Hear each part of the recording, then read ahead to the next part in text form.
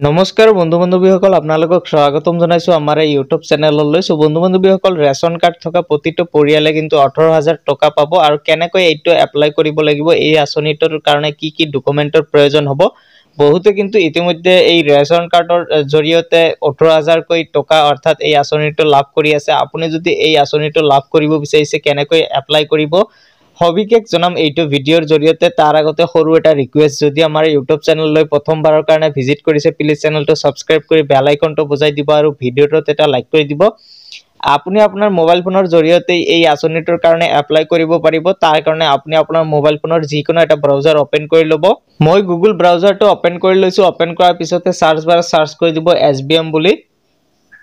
Search কৰাৰ লগে লগে পোনপ্ৰথমতে যেটো সাইট খোল খাব স্বচ্ছ ভাৰত মিছন, তাত ক্লিক কৰি দিব। ক্লিক কৰাৰ লগে লগে আন এখন নতুন পেজ খোল খাব আৰু ওপৰত ৰাইট সাইডত দেখিব পাইছে 3 ডট আছে, তাত ক্লিক কৰি আপুনি ডেস্কটপ সাইটটো অন কৰি দিব। ডেস্কটপ সাইটটো অন কৰাৰ পিছতে অকণমান স্ক্ৰল ডাউন কৰিব। ডাউন কৰাৰ পিছতে ইয়াতে ইম্পৰ্টেন্ট লিংকস দেখিব পাৰিব। আপুনি just application form for ISSL dashboard তাত ক্লিক কৰি দিব। ক্লিক কৰাৰ লগে লগে সিটিজেন ৰেজিষ্ট্ৰেচনৰ ফৰ্মখন খোল খাব আৰু যদি আপুনি এইটো পেজত আগতে ৰেজিস্টাৰ কৰিছিল তেনেহলে আপুনি জাস্ট মোবাইল নম্বৰ বহুৱাই দি আপুনি গেট OTP ক্লিক কৰি দিব। আৰু যদি আপুনি প্ৰথমবাৰৰ কাৰণে এপ্লাই কৰিব বিচাৰিছে তেনেহলে সিটিজেন ৰেজিষ্ট্ৰেচন তাত ক্লিক কৰি দিব। সিটিজেন ৰেজিষ্ট্ৰেচনত ক্লিক কৰাৰ লগে লগে দেখিব পাৰিছে মোবাইল নম্বৰটো বহুৱাই দি গেট OTP ক্লিক কৰি দিব। গেট OTP ক্লিক কৰাৰ লগে লগে আপোনাৰ মোবাইলত এটা OTP যাব আৰু সেই OTPটো বহুৱাই দি আপুনি লগইন কৰি ল'ব। মই যেহেতু এইটো পেজত আগতে ৰেজিষ্ট্ৰেচন কমপ্লিট কৰিছো, জাস্ট মই মোবাইল নম্বৰটো বহুৱাই দি আছো। মোবাইল নম্বৰটো বহুৱাৰ পিছতে জাস্ট আপুনি গেট OTP ক্লিক কৰি দিব। গেট OTP ক্লিক কৰাৰ লগে লগে আপোনাৰ মোবাইলত এটা OTP যাব আৰু এই OTPটো আপুনি এইটো বক্সত বহুৱাই দিব। OTPটো বহুৱাৰ পিছতে এটা সিকিউৰিটি কোড পাব আৰু সেই সিকিউৰিটি কোডটো ইয়াতে বহুৱাই দিব। তাৰ পিছতে তলত দেখিব হৈছে সাইন ইন, তাত ক্লিক কৰি দিব।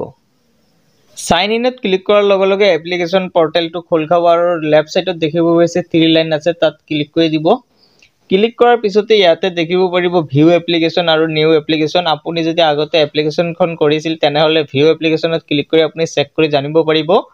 আৰু যদি আপুনি এতিয়ালৈকে এপ্লিকেশন কৰা নাই, নতুনকৈ এপ্লাই কৰিব বিচাৰিছে তেনেহলে আপুনি নিউ এপ্লিকেশনত ক্লিক কৰি দিব।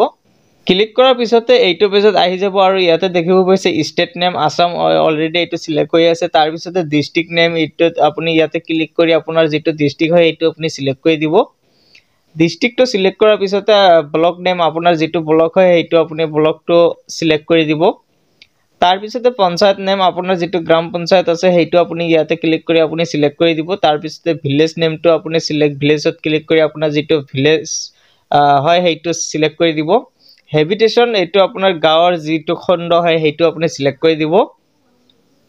তাৰ পিছতে দেখিব পাৰিছে name of the applicant as per Aadhaar card, আপোনাৰ নামটো ইয়াতে আধাৰ কাৰ্ডত যেনেকুৱা ধৰণে আছে ইয়াতে ফিল কৰি দিব। তাৰ পিছতে আধাৰ কাৰ্ড নম্বৰটো ইয়াতে বহুৱাই দিব। আধাৰ কাৰ্ড নম্বৰটো বহুৱাৰ পিছতে ইয়াতে টিক মাৰ্ক লগাই দি ভেৰিফাই আধাৰত ক্লিক কৰি দিব। ভেৰিফাই আধাৰত ক্লিক কৰাৰ লগে লগে আপোনাৰ আধাৰ কাৰ্ডখন ভেৰিফাই হ'ব আৰু তাৰ পিছতে দেখিব পাইছে ফাদাৰ বা হাজবেণ্ড নেম। আপুনি যদি বিবাহিত মহিলাৰ ক্ষেত্ৰত এপ্লাই কৰিব বিচাৰিছে তেনেহলে হাজবেণ্ডৰ নাম দিব পাৰিব আৰু যদি এনে কোনো মানুহৰ ক্ষেত্ৰত তেনেহলে ফাদাৰ্স নেম দিলে হৈ যাব। তাৰ পিছতে দেখিব পাইছে জেন্ডাৰ মেল ফিমেল যেটো হয় এইটো আপুনি সিলেক্ট কৰি দিব। তাৰ পিছতে ক্যাটাগৰী এইটো সিলেক্ট কৰি আপুনি APL নে BPL সেইটো সিলেক্ট কৰি দিব। তাৰ পিছতে দেখিব পাইছে সাব ক্যাটাগৰীত ক্লিক কৰি আপুনি জেনাৰেল SC ST যেটো হয় এইটো সিলেক্ট কৰি দিব। তাৰ পিছতে দেখিব পাইছে কাৰ্ড টাইপ কাৰ্ড নাম্বাৰ এইটো অটোমেটিক সিলেক্ট হৈ থাকিব। মোবাইল নম্বৰ দিলে দিব পাৰে, নিদিলে একো কথা নাই। ইমেইল ID এইটো মেন্ডেটৰি নহয়, জাস্ট যিবিলাক ষ্টাৰ মাৰ্ক দিয়া আছে সেইবিলাক আপোনাৰ ফিল কৰিব লাগিব। তাৰ পিছতে এড্ৰেছটো আপোনাৰ গাঁৱৰ সম্পূৰ্ণ এড্ৰেছটো দিব, village, post office, district, pin code গোটেইবিলাক ইয়াতে লিখি দিব। তাৰ পিছতে section C bank account details, ইয়াতে মোস্ট ইম্পৰ্টেন্ট আপোনাৰ IFSC কোডটো ভালকৈ ফিল আপ কৰিব লাগিব কাৰণ আপোনাৰ একাউন্টৰ জৰিয়তে কিন্তু এই টকাটো লাভ কৰিব। IFSC কোডটো বহুৱাৰ পিছতে দেখিব পাৰিছে নেম অফ দা বেংক। এইবিলাক IFSC কোডটো বহুৱাৰ লগে লগে এইবিলাক অটোমেটিক ফিল হৈ আহিব। তলত একেবাৰে দেখিব পাৰিছে একাউন্ট নাম্বাৰটো বহুৱাই দিব আৰু কনফাৰ্ম একাউন্ট নম্বৰত আকৌ ৰিটাইপ কৰি দিব। তাৰ পিছতে দেখিব পাৰিছে scan first page of passbook. আপোনাৰ পাসবুকখনৰ যেটো ফটো হইতে আছে সেইটো আপুনি ভালকৈ এটা ফটো তুলি লব।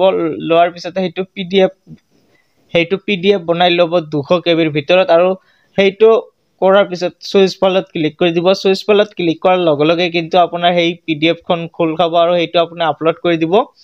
আপলোড কৰাৰ পিছতে তলত দেখিব হৈছে এপ্লাইত ক্লিক কৰাৰ লগে লগে কিন্তু আপোনাৰ এটা এপ্লিকেশনখন কমপ্লিট হ'ব আৰু এটা ৰেফাৰেন্স নাম্বাৰ পাব। সেই ৰেফাৰেন্স নাম্বাৰটো আপুনি নোট বা কপি কৰি ৰাখিব। সেইটো আপুনি পিছত চেক কৰি জানিব পাৰিব আৰু এনেকৈয়ে কিন্তু আপুনি এখন চৰকাৰী টয়লেটৰ কাৰণে আবেদন কৰিব পাৰিব আৰু যিটোৰ সহায়ত কিন্তু 18,000 টকা লাভ কৰিব। প্ৰথম 9,000 টকাৰ এটা কিস্তি লাভ কৰিব আৰু সেকেন্ড আৰু 9,000 টকাৰ কিস্তি লাভ কৰিব। এনেকৈয়ে কিন্তু আপুনি এটা চৰকাৰী টয়লেটৰ কাৰণে আবেদন কৰিব পাৰিব। তো বন্ধু বান্ধৱীসকল কেনেকুৱা লাগিল আজিৰ এই ভিডিওটো? যদি ভিডিওটো ভাল লাগিছে আপোনাৰ বন্ধুবৰ্গলৈ শ্বেয়াৰ কৰি দিব আৰু চেনেলটো নতুনবাৰৰ কাৰণে আহিলে চেনেলটো সাবস্ক্ৰাইব কৰি বেল আইকনটো বজাই দিব।